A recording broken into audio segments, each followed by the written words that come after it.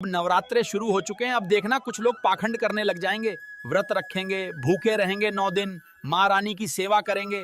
अरे मूर्खो, पहले घर वाली माँ को खुश रख लो, मंदिर वाली माँ अपने आप खुश हो जाएगी। घर की माँ को तुम पूछते तक नहीं हो। दिखावा करना है, माथे पे तिलक लगा के सबको बताना है और दिखाना है कि देखो हमने नवरात्रे रखे हैं, व्रत रखा है। और अपनी खुद की माँ को पूछते तक नहीं कि उसने खाना खाया या नहीं, उसकी सेवा नहीं करनी, उनको अनाथ आश्रम में छोड़ आना है।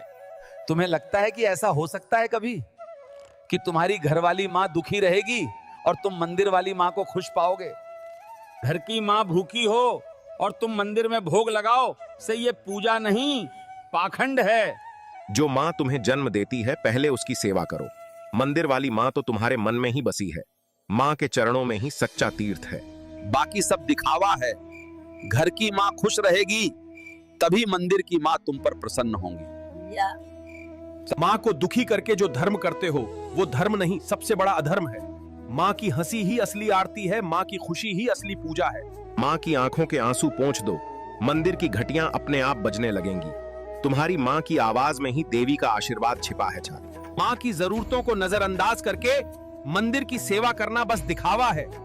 जो माँ को भूखा छोड़कर पूजा करता है, कोई भी भजन, सात्संग, व्रत असत्य है। जो दिखावे के लिए पूजा करता है वो असली श्रद्धा से कोसों दूर है।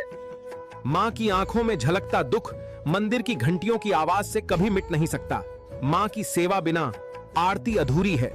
माँ की सेवा ही सबसे बड़ा धर्म है। माँ का सम्मान करना ही असली पूजा है। माँ की हंसी में छुपा आशीर्वाद, माँ की आंखों में खुशी देखकर ही सच्चा प्रसाद मिलता है। माँ का सम्मान करना ही असली पूजा है, बाकी सब अधूरी है। अपनी माँ को अगर तुम लोग खुश रखोगे तो तुम्हें मंदिर वाली माँ को खुश करने की जरूरत नहीं पड़ेगी। समझ में आया?